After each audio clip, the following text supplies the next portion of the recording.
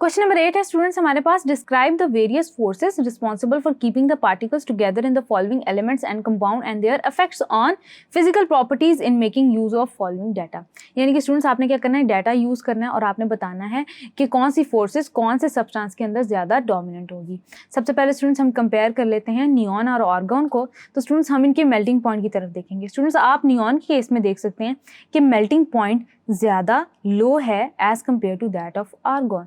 तो स्टूडेंट्स आप याद रखेंगे कि जैसे जैसे डाउन द ग्रुप आप नोबल गैसेस में जाते जाते हैं आपके पास साइज जो है वो इंक्रीज होता चला जाता है, यानी कि जो मॉलिक्यूलर मास है वो इंक्रीज होता चला जाता है। जब मॉलिक्यूलर मास इंक्रीज होता चला जाता है तो स्टूडेंट्स आप याद रखेंगे, क्योंकि ये गैसेज हैं पर्टिकुलरली नॉन पोलर गैसेज हैं, इनके दरमियान स्टूडेंट्स आपके पास लंडन डिस्पर्जन फोर्सेज एग्जिस्ट कर रही होती हैं। क्योंकि students London dispersion forces exist कर रही होती हैं इसलिए आपके पास आर्गॉन का साइज क्योंकि बड़ा है तो इसके अंदर ज़्यादा डोमिनेंट होंगी, जिसकी वजह से इसका जो मेल्टिंग और बॉइलिंग पॉइंट है वो भी आपके पास कंजेक्टिवली ज्यादा होंगे। यानी कि स्टूडेंट्स आपके पास आर्गॉन के ज्यादा बॉइलिंग पॉइंट होने की रीजन ये है।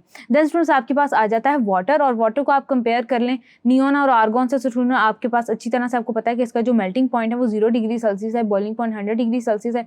और उसका मेन रीजन क्या है? उसका मेन रीजन ये है कि उसके दरमियान stronger intermolecular hydrogen bonding exist करती है। यानी कि स्टूडेंट्स आपको बहुत ज्यादा टेम्परेचर प्रोवाइड करना पड़ता है कि वो बॉयल हो, और आपके पास जो मेल्टिंग पॉइंट भी है वो इसका हायर टेम्परेचर पे होता है as compare to that of neon and argon. और स्टूडेंट्स आगे चलते हैं, डिस्कस करते हैं सोडियम फ्लोराइड को। सोडियम फ्लोराइड स्टूडेंट्स एक आयनिक कंपाउंड है। इनके दरमियान स्टूडेंट्स आपके पास स्ट्रॉन्गर इलेक्ट्रोस्टैटिक इंटरेक्शंस एग्जिस्ट करते हैं in the form of ionic bonds. और स्टूडेंट्स आयोनिक बॉन्ड्स की वजह से क्या होता है, एक तो पॉजिटिव और नेगेटिव चार्जेस के दरमियान इलेक्ट्रोस्टैटिक अट्रैक्शन बहुत ज़्यादा होती है, जिसकी वजह से जो इनका मेल्टिंग और बॉइलिंग पॉइंट है वो काफ़ी ज़्यादा हाई होता है, जैसे कि स्टूडेंट्स आप देख सकते हैं। लेकिन स्टूडेंट्स जब हम बात करते हैं डायमंड की, तो स्टूडेंट्स आपके पास जो डायमंड है उसके अंदर स्टूडेंट्स आपके पास आ जाता है sp3 ओवरलैप। ये ओवरलैप स्टूडेंट्स इतना ज़्यादा स्ट्रॉन्ग होता है थ्रू आउट द नेटवर्क, यानी कि कैटिनेशन के प्रोसेस से कार्बन से एक दूसरे को लिंक किया होता है इतने स्ट्रांगली, इतने फर्मली कि इनका स्टूडेंट्स आपके पास जो मेल्टिंग और बॉइलिंग पॉइंट होता है वो बहुत ज़्यादा हाई होता है as compare to that of any other substance. और इसमें स्टूडेंट्स आप एक और बात भी याद रखेंगे कि आपके पास डायमंड की इनर्टनेस की वजह भी यही है। देन स्टूडेंट्स आगे चलते हैं, क्वेश्चन नंबर 9 देख लेते हैं। The boiling points and molar masses of hydrides of first row elements are tabulated below, suggest reason for the difference in their boiling points in terms of the types of molecules involve and the nature of forces present among them. यानी कि students आपके पास substance given है methane, ammonia and water, boiling point given है और molar mass के साथ उसको कंपेयर किया गया। तमाम हाइड्राइड स्टूडेंट्स आपके पास बिलोंग करती हैं second period of the periodic table. Electronegativity students आपके पास इंक्रीज हो रही है फ्रॉम कार्बन टू आपके पास oxygen, so the polarities of bond increases. क्योंकि स्टूडेंट्स इलेक्ट्रोनेगेटिविटी इंक्रीज हो रही है उसकी वजह से पोलैरिटी ज़्यादा है, पोलैरिटी ज़्यादा है तो स्टूडेंट्स आपके पास greater forces of attraction exist कर रही हैं। आपके पास जो मीथेन है वो नॉन पोलर है, आपके पास अमोनिया के अंदर थोड़ी सी वीक हाइड्रोजन बॉन्डिंग एग्जिस्ट कर रही है। और स्टूडेंट्स आपके पास अच्छी तरह पता है कि वाटर मॉलिक्यूल्स के अंदर बड़ी स्ट्रॉन्ग किस्म की हाइड्रोजन बॉन्डिंग एग्जिस्ट कर रही होती है। इस वजह से आपके पास जो बॉइलिंग पॉइंट्स हैं वो केल्विन के अंदर मेंशन है कि वो आपके पास वाटर मॉलिक्यूल की केस में सबसे ज़्यादा है as compare to that of methane. आगे चलते हैं स्टूडेंट्स, क्वेश्चन नंबर 10 है उसको डिस्कस कर लेते हैं। Explain the term saturated vapour pressure arrange in the order of increasing vapour pressure 1 decimetre cube of water, 1 decimetre cube of ethanol, 50 centimetre cube of water, 50 centimetre cube of ethanol and then students आपके पास आ जाता है 50 centimetre cube of ether. अब students हमने क्या करना है कि हमने बताना है कि किसका वेपर प्रेशर कितना ज्यादा होगा। तो स्टूडेंट्स आप याद रखेंगे सबसे पहले आप डिफाइन करेंगे वेपर प्रेशर को। Vapour pressure of a liquid when its vapours are in equilibrium with its liquid state at a given temperature is called as vapour pressure, या इसको स्टूडेंट्स हम इन अदर टर्म्स ये भी कह सकते हैं कि इसको हम सैचुरेटेड वेपर प्रेशर कहते हैं। आपके पास स्टूडेंट्स डिपेंडेंसी जो है उसको डिस्कस कर लेते हैं। दो फैक्टर्स हैं जिस पर डिपेंड करते हैं, एक तो स्टूडेंट्स आपके पास अमाउंट ऑफ द लिक्विड पे डिपेंड नहीं कर रहा होता वेपर प्रेशर, दूसरी बात स्टूडेंट्स आपके पास जो वेपर प्रेशर है वो इंटरमॉलिक्यूलर फोर्सेज के ऊपर डिपेंड कर रहा होता है। यानी कि इंटरमॉलिक्यूलर फोर्सेज जितनी ज़्यादा वीक होंगी उतनी ज़्यादा आपके सब्सटेंस के अंदर टेंडेंसी होगी कि वो वेपर्स के अंदर कन्वर्ट हो, यानी कि कॉन्स्टिट्यूटिवली आपके पास सब्सिक्वेंटली उसका वेपर प्रेशर ज्यादा होगा। तो स्टूडेंट्स अब हम क्या करते हैं कि आपके पास जो सब्सटेंसेस गिवन है उनको उनकी आप इंक्रीज इन वेपर प्रेशर के उसमें आप अरेंज कर लेते हैं। यानी कि स्टूडेंट्स आपने बताना है कि सबसे ज्यादा वेपर प्रेशर किसका है। सबसे ज्यादा वेपर प्रेशर स्टूडेंट्स आपके पास होगा 50 सेंटीमीटर क्यूब ऑफ ईथर का। ईथर का देन स्टूडेंट्स आपके पास आ जाता है ईथर हो गया आपके पास। देन स्टूडेंट्स आपके पास आ जाता है इथेनॉल। इथेनॉल का स्टूडेंट्स आप 50 सेंटीमीटर क्यूब का भी उतना ही वेपर प्रेशर होगा जितना स्टूडेंट्स आपके पास 1 डेसीमीटर क्यूब ऑफ इथेनॉल का होगा। जो सबसे लीस्ट वेपर प्रेशर होगा स्टूडेंट्स वो आपके पास होगा 50 centimetre cube of water is equal to 1 decimetre cube of water का। तो स्टूडेंट्स इस तरह से आपके पास वेपर प्रेशर जो है वो सबसे ज्यादा आपके पास ईथर का होगा, देन स्टूडेंट्स इथेनॉल का होगा, देन आपके पास वाटर का होगा। नेक्स्ट स्टूडेंट्स हम डिस्कस करते हैं question number 11। While a volatile liquid standing in a beaker evaporates, the temperature of the liquid remains same as that of its surroundings.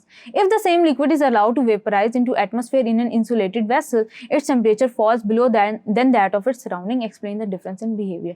यानी कि स्टूडेंट्स उन्होंने ये पूछा हुआ है कि अगर आप एक स्टैंडिंग बीकर के अंदर एक लिक्विड को रखें तो वो आपके पास जब इवेपोरेट करता है तो आपके पास जो रिमेनिंग लिक्विड है उसका आपके पास जो टेम्परेचर है वो कूल डाउन हो जाता है, यानी कि आपके पास जो रिमेनिंग सब्सटेंस है वो कूल डाउन हो जाता है। लेकिन स्टूडेंट्स अगर हम सेम लिक्विड को वेपराइज कराएं एक इंसुलेटेड बीकर के अंदर तो आपका जो टेम्परेचर है वो फॉल होता है below than that of its surrounding. यानी कि स्टूडेंट्स आपके पास होता ही है कि जब आपने स्टैंडिंग बीकर लिया हुआ है तो होता है कि टेम्परेचर तो फॉल करता है आपका, लेकिन क्या होता है कि आपका जो सिस्टम होता है वो दोबारा से हीट एब्जॉर्ब कर लेता है from that of the surrounding. As a result आपके पास स्टूडेंट्स जो टेम्परेचर है वो आपके पास सिस्टम का यानी कि जिसके अंदर हमारा लिक्विड पड़ा है और स्टूडेंट्स आपकी सराउंडिंग का सेम हो जाता है। लेकिन स्टूडेंट्स जब हम बात करते हैं इंसुलेटेड बीकर की, उसमें से स्टूडेंट्स एक दफ़ा आपके पास इवेपोरेशन हो गई, नीचे आपके पास कूलिंग डेवलप हो जाएगी, यानी कि आपके पास जो सिस्टम है वो कूल डाउन हो जाएगा। लेकिन स्टूडेंट्स क्योंकि आपके पास जो आप सिस्टम इस्तेमाल करें वो इंसुलेटेड है, इंसुलेटेड का मतलब ये है कि स्टूडेंट्स वो आपके पास कोई हीट ट्रांसफ़र आपके पास अलाउ नहीं करेगा, जिसकी वजह से स्टूडेंट्स आपके पास क्या होगा कि आपके पास जो टेम्परेचर वो मजीद डिक्रीज ही करेगा, वो आपके पास अपने आप को स्टेबल नहीं करेगा क्योंकि हीट ट्रांसफ़र आपका मुमकिन नहीं है from that of the surrounding. तो स्टूडेंट्स इसी तरह आप लिख देंगे कि the liquid in the insulated beaker can not absorb heat from the surrounding after the high energy molecules from the liquid surface are evaporated. The insulated walls of beaker stop the heat transfer, hence the temperature of the system falls below than that of surrounding, यानी कि surrounding से भी ज़्यादा temperature कम हो जाता है। Then students आगे चलते हैं, डिस्कस करते हैं क्वेश्चन नंबर 12 को। How does hydrogen bonding explain the following indicated properties. आपके पास स्टूडेंट्स हमने हाइड्रोजन बॉन्डिंग को कंसेप्चुअल में डिस्कस किया था थॉरली। आपके पास के स्ट्रक्चर ऑफ डीएनए में कैसे एग्जिस्ट कर रही होती है हाइड्रोजन बॉन्डिंग, इन प्रोटीन्स हमने डिस्कस किया था कि कैसे एग्जिस्ट करती है। देन स्टूडेंट्स हमने फॉर्मेशन ऑफ आइस को थॉरली डिस्कस किया था, सॉल्युबिलिटीज ऑफ कंपाउंड को डिस्कस किया था, जैसे कि स्टूडेंट्स आपने डिस्कस किया था कि वाटर और मेथनॉल कैसे मिसिबल है इन ऑल प्रोपोर्शंस। बिल्कुल इसी तरह हमने डिस्कस किया था कि वाटर और एथेनॉल कैसे मिसिबल है इन ऑल प्रोपोर्शंस। तो स्टूडेंट्स आप क्या करेंगे, जो आपकी बुक में नोट्स गिवन है उनको आप एक्जैक्टली लिख लेंगे। देन स्टूडेंट्स आपने स्ट्रक्चर लाजमी ड्रॉ करने ताकि आपका जो क्वेश्चन है वो अच्छे से जस्टिफाई हो। देन स्टूडेंट्स आपके पास क्वेश्चन नंबर 13 है कि what are liquid crystals give their uses in daily life. यानी कि स्टूडेंट्स आपने क्या करना है, लिक्विड क्रिस्टल्स को पहले डिफाइन करना है। उसके बाद स्टूडेंट्स आपने क्या करना है कि सबसे पहले उसकी जो न्यूमेटिक सिमेटिक टाइप्स हैं उनको आप बताएंगे। आपने बताना है कि उसके अंदर आइसोटोपी एग्जिस्ट करती है या एनिसोटोपी एग्जिस्ट करती है, यानी कि आपने बताना है कि उनके लिक्विड लाइक कौन से कैरेक्टर्स हैं और सॉलिड लाइक कौन से कैरेक्टर्स हैं। देन स्टूडेंट्स आप क्या करेंगे कि उनकी जितनी एप्लीकेशन थी डेली लाइफ में जो हमने डिस्कस की थी, चाहे वो आपके पास कैंसर से रिलेटेड हो, कैंसर की डिटेक्शन से, ट्यूमर की डिटेक्शन से रिलेटेड हो, टेम्परेचर चेंजेस की डिटेक्शन से रिलेटेड हो, LCD यानी कि लिक्विड क्रिस्टल डिस्प्लेज में, कैलकुलेटर्स में, इलेक्ट्रॉनिक डिवाइसेस में जो उनका रोल है वो आपने हेडिंग्स के साथ मेंशन करना है। तो स्टूडेंट्स आपका जो क्वेश्चन है वो अच्छे से जस्टिफाई हो जाएगा। मूविंग फॉरवर्ड स्टूडेंट्स हम क्वेश्चन नंबर 14 डिस्कस करते हैं।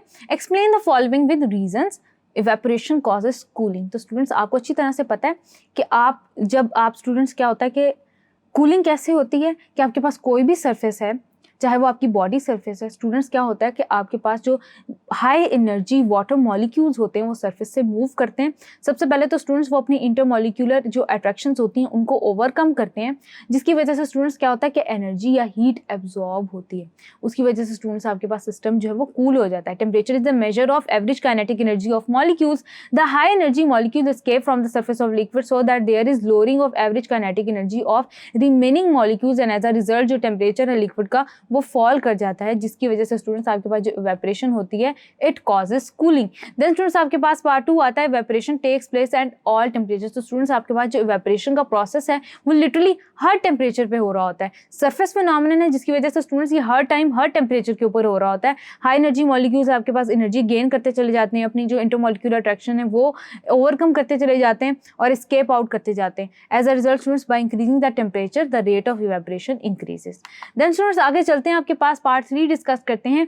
Boiling needs a constant supply of heat. Boiling needs a constant supply of heat. Thus heat supplied at boiling point is used to break intermolecular forces. तो students आपके पास क्या होता है कि आपके पास जो बॉइलिंग के ऊपर, जब हम बॉइलिंग पॉइंट के ऊपर स्टूडेंट्स जब आपको कांस्टेंट सप्लाई हीट की मिल रही होती है, तो स्टूडेंट्स आप याद रखेंगे कि वो जो हीट होती है वो जस्ट इंटरमॉलिक्यूलर अट्रैक्शंस जो होती हैं उनको ओवरकम करने के लिए, उनको ब्रेक करने के लिए यूज हो रही होती है, यानी कि in order to convert the water into its vapour form, यानी कि उसको वेपर फॉर्म में कन्वर्ट होने में ही वो हेल्प आउट कर रही होती है। तो स्टूडेंट्स आप यहाँ पे एक बात याद रखेंगे कि आप जब बॉइलिंग पॉइंट पर या बॉइलिंग के दौरान जब आप कॉन्टिन्यूस रखते हैं अपनी सप्लाई ऑफ हीट, तो वो फर्दर टेम्परेचर नहीं एग्जिस्ट कर रही होती, बल्कि वो आपके इंटरमॉलिक्यूलर फोर्सेस को ब्रेक करने के काम आ रही होती है। देन स्टूडेंट्स आपके पास पार्ट 4 है, अर्थनवेयर वेसल्स कीप वाटर कूल। आपके पास जो अर्थनवेयर वेसल्स होती हैं वो वाटर को कैसे कूल रखती हैं, इसको हम डिस्कस कर लेते हैं। स्टूडेंट्स क्या होता है कि वेसल्स के अंदर आपका जो वाटर है वो इवेपोरेट हो जाता है बहुत जल्दी से पोर्स के थ्रू।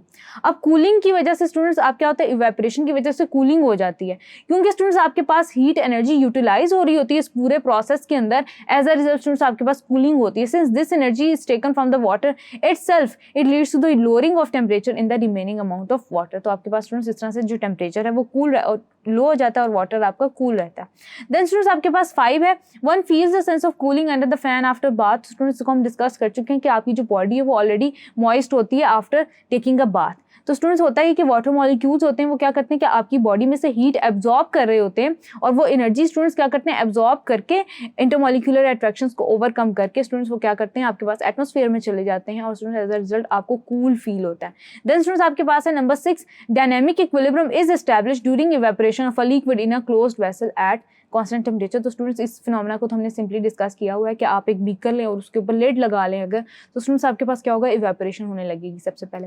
अब इवेपोरेशन होने लगेगी स्टूडेंट्स, तो एक पॉइंट ऐसा आएगा कि जब लिड की लोअर सरफेस के ऊपर वाटर मॉलिक्यूल्स इतने ज़्यादा हो जाएंगे कि स्टूडेंट्स आपके पास वो जो अपनी एक्सेस एनर्जी जो कि वो एब्जॉर्ब करके वेपराइज हुए थे, वो उसी एनर्जी को लूज करके दोबारा वाटर में चले जाएंगे, यानी कि कंडेंसेशन स्टार्ट हो जाएगी। और स्टूडेंट्स वो आपके पास पॉइंट जिसपे आपके पास रेट ऑफ इवेपोरेशन और रेट ऑफ कंडेंसेशन इक्वल हो जाते हैं, तो स्टूडेंट्स उसको हम कहेंगे कि it is the state of dynamic equilibrium. यानी कि स्टूडेंट्स इसको इस तरह से हम डिफाइन करेंगे, both processes will take place at the same rate and an equilibrium will be established in the close container until the temperature is constant. आगे चलते हैं स्टूडेंट्स, नंबर 7 पार्ट को डिस्कस कर लेते हैं। The boiling point of water is different at Murree hills and at mount Everest.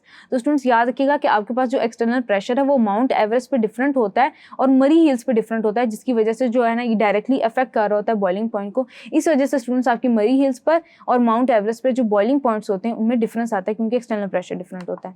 Then students आपके पास number 8 है, vacuum distillation can be used to avoid decomposition of sensitive liquid. तो students यहाँ पे आपने देखना है कि हमने ग्लिसरीन की एग्जाम्पल को यूज किया था कि उसका जो बॉइलिंग पॉइंट है डिकम्पोज भी वो उसी पे हो जाता है एट इट्स बॉइलिंग पॉइंट, यानी कि 290 डिग्री सेल्सियस। तो आप उसको इसी टेम्परेचर पे प्योरीफाई नहीं कर सकते, तो आप क्या करते हैं स्टूडेंट्स कि आप उसका जो एक्सटर्नल प्रेशर है वो डिक्रीज कर देते हैं, जिसकी वजह से वो लोअर टेम्परेचर पे आपके पास स्टूडेंट्स बॉयल हो जाती है। तो एज अ रिजल्ट स्टूडेंट्स क्या होता है कि हम डीकम्पोजिशन से बच जाते हैं। In this way it is purified under vacuum distillation at low temperature without decomposition. तो स्टूडेंट्स आगे चलते हैं, पार्ट 9 डिस्कस करते हैं। Heat of sublimation of a substance is greater than that of its heat of vaporisation. अब students क्या होता है कि आपके पास जो सब्लिमेशन होती है उसमें डायरेक्ट कन्वर्जन हो रही होती है from the solid state towards the vapour state, यानी कि आपके पास जो लिक्विड स्टेट होती है वो एग्जिस्ट नहीं कर रही होती ट्रांजिशन के दौरान। During sublimation 1 mole of substance is converted from solid to vapours without passing through the liquid state, while on the other hand in vaporization liquid is converted into vapors. In sublimation 2 phase changes occurs, while in vaporization just एक ही phase अपनी transition ले रहा होता है। So heat of sublimation is greater than the heat of vaporization. Then students हम देखते हैं part 10 को, heat of sublimation of iodine is very high। अब स्टूडेंट्स याद रखिएगा कि आपके पास क्योंकि आयोडीन की केस में साइज बड़ा होता है, वो थोड़े सॉलिड की फॉर्म में एग्जिस्ट कर रहा होता है, उसके अंदर जो लैटेंट डिस्पर्शन फोर्सेस होती हैं वो बहुत ज़्यादा स्ट्रॉन्ग होती हैं as compare to the other group members. तो स्टूडेंट्स इसकी केस में जो हीट ऑफ सब्लिमेशन होगी वो भी ज़्यादा होगी as compare to that of others, as iodine has the highest heat of sublimation because the size of iodine is greater than that of respective other halogens. That's why the heat of sublimation of iodine is greater than that of other halogen members. तो students हमने सारी exercise discuss की liquids के लिए, आगे चलते हैं students discuss करते हैं सॉलिड्स के लिए। Thank you.